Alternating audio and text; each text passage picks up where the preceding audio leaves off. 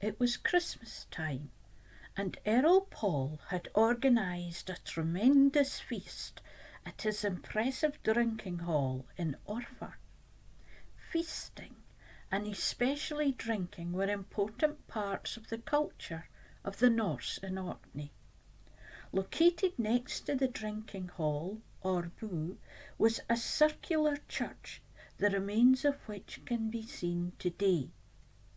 Feasting, heavy drinking, and observing Christian religious practices filled the days and nights.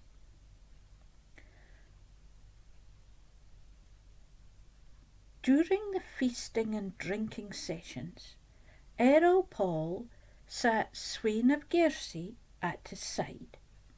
At his other side he put Svein Breastrope, a fierce warrior who always kept his sword with him. Prowess in battle and being able to consume large quantities of alcohol were top qualities for these Vikings, and the two Sveins were soon engaged in a drinking game. Svein Breastrope was convinced that cheating was going on and that the drinking cups were not being filled equally.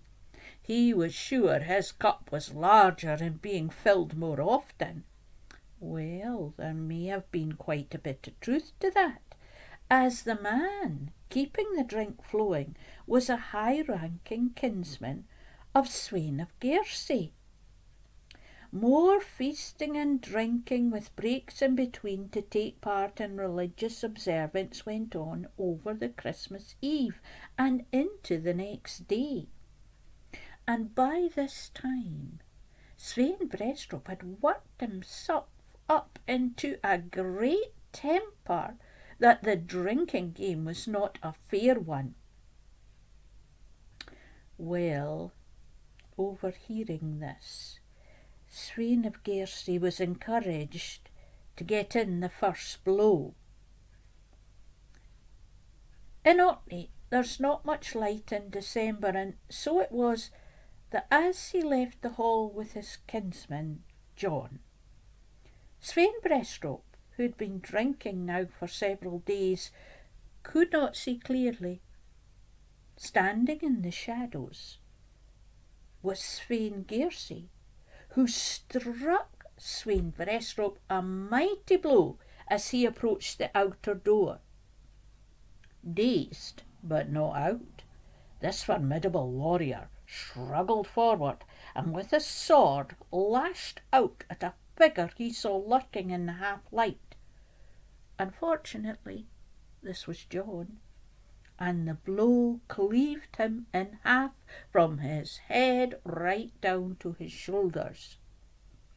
Well, it was time for Svein of Gairsay to get away, which he did by escaping through a skylight with help from his kinsman.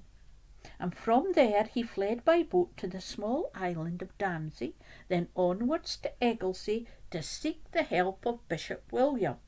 Well, you might think that a bishop would condemn such action, but he thanked Svein for getting rid of Svein Breastrope. The bishop then helped Svein to take a ship and escape south to Tiree, where he could winter in safety. Meanwhile, back at the feast, Svein Breastrope had not lasted the night.